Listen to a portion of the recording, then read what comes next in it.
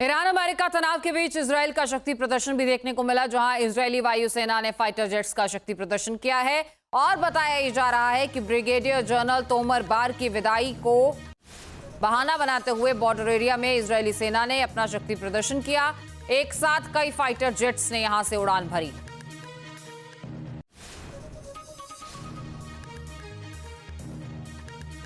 तो ये तस्वीरें आप देख रहे हैं, जहां जंग के दरमियान शक्ति प्रदर्शन का दौर भी लगातार जारी है और ऐसी तस्वीरें सिर्फ इजरायल से नहीं, ईरान से भी वक्त वक्त पर सामने आई हैं। यूएस की तरफ से भी लगातार ऐसे युद्धाभ्यास किए जाते रहे हैं। ईरान पर बिना देरी किए हमला करना चाहता है इजरायल और इजरायली मीडिया के हवाले से बड़ा दावा। अमेरिका को अपना संदेश इजरायल ने भेज दिया है।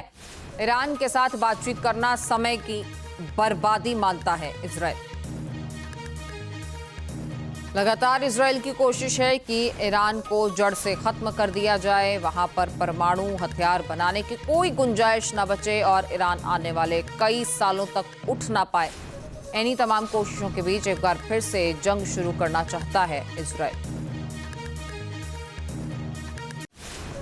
ईरान से इस तनाव के बीच इजरायल ने बड़ी चेतावनी दी है। ईरानी खतरे को जड़ से हम खत्म करेंगे। ईरान के खिलाफ पूरी वायुसेना तैनात करने को भी हम तैयार हैं। इजरायल का रुख साफ है, क्योंकि ये इस वक्त वर्चस्व की और अस्तित्व की लड़ाई है। दोनों ही, इजरायल और ईरान के लिए। तो इजरायल इसमें कोई भी गुंजाइश छोड़ना नहीं चाहता और अमेरिका की तरफ से जब सीज फायर किया गया तब भी इजरायल उसके पक्ष में नहीं रहा। इजरायली पीएम नेतन्याहू ने यूएई के राष्ट्रपति से बात भी की है। यूएई समेत खाड़ी देशों के दूसरे तमाम नेताओं से भी नेतन्याहू टच में हैं। यूएई और इजरायल के बीच बातचीत पर ईरानी मीडिया का दावा है कि यूएई में ईरान पर हमले का समर्थन किया गया है। यूएई ने इजरायल से ईरान पर हमले के लिए ट्रंप पर दबाव बनाने को कहा है, ये भी जानकारी मिल रही है। तो खाड़ी मुल्कों को भी अब ईरान से खतरा महसूस होता है, ऐसी जानकारी मिल रही है इस खबर के मुताबिक। जंग के इन तमाम सिग्नल्स के बीच बड़ा मुद्दा यह है कि इसके लिए अमेरिका की तैयारी कितनी है। क्या दूसरे चरण के इस युद्ध में अमेरिका नए हथियारों का भी इस्तेमाल करेगा? फ्यूचर वॉर के लिए अमेरिका किस तरह की तैयारी कर रहा है, ये सब इस रिपोर्ट से समझते हैं।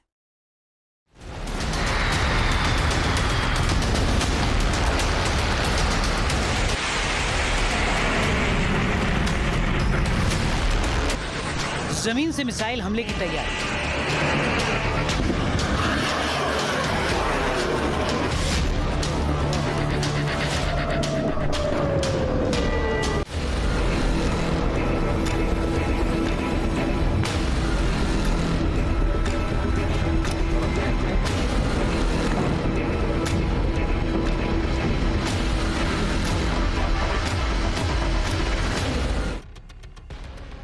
समंदर में एयरक्राफ्ट कैरियर्स की तैनाती।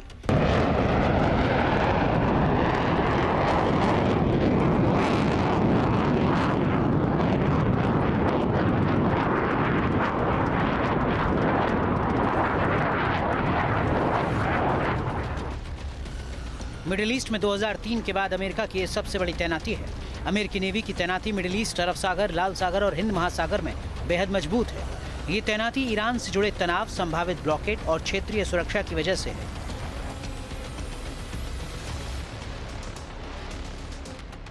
लगभग 15 से 27 युद्धपोत इस क्षेत्र में है। इसमें 3 एयरक्राफ्ट कैरियर स्ट्राइक ग्रुप शामिल हैं। तनाव चरम पर है। दूसरे चरण के युद्ध का सिग्नल सुनाई दे रहा है। बड़ा सवाल अमेरिका की तैयारियों का है। क्या अमेरिका ईरान में सबसे घातक हमले की तैयारी कर रहा है?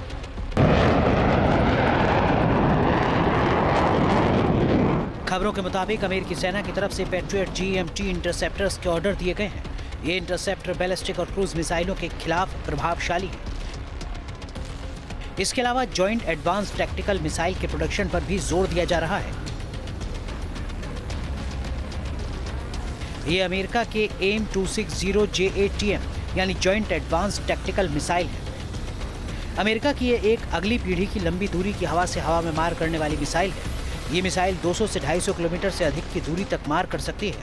इसका मकसद F-22 और F-35 जैसे स्टील्थ विमानों से चीनी और रूसी मिसाइली खतरे का मुकाबला करना है। पश्चिम एशिया की जंग के अलावा अमेरिका का सबसे ज्यादा फोकस फ्यूचर वॉर पर भी है। इसके लिए अल्ट्रा मॉडर्न हथियारों पर जोर दिया जा रहा है। ड्रोन पावर पर अमेरिका का जोर। पश्चिम एशिया में बढ़ते ईरान अमेरिका तनाव के बीच अब जंग का चेहरा तेजी से बदल रहा है।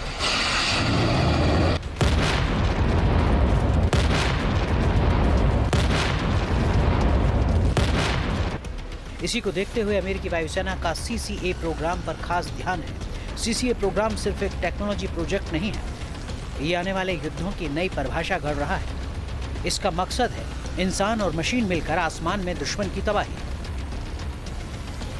एक्सपर्ट्स के मुताबिक अभी अमेरिकी डिफेंस कंपनियां अपने अपने ड्रोन फाइटर जेट्स के प्रोटोटाइप तैयार कर रही हैं।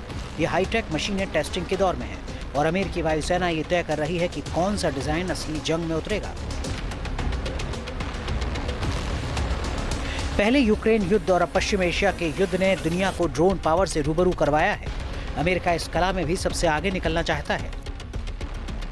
यही वजह है कि अमेरिकी सेना वर्तमान के साथ भविष्य की तैयारियों पर सबसे ज्यादा फोकस कर रही है। Team news nation. अब से डीडी फ्री डिश की चैनल नंबर 57 पर देखिए न्यूज़ नेशन।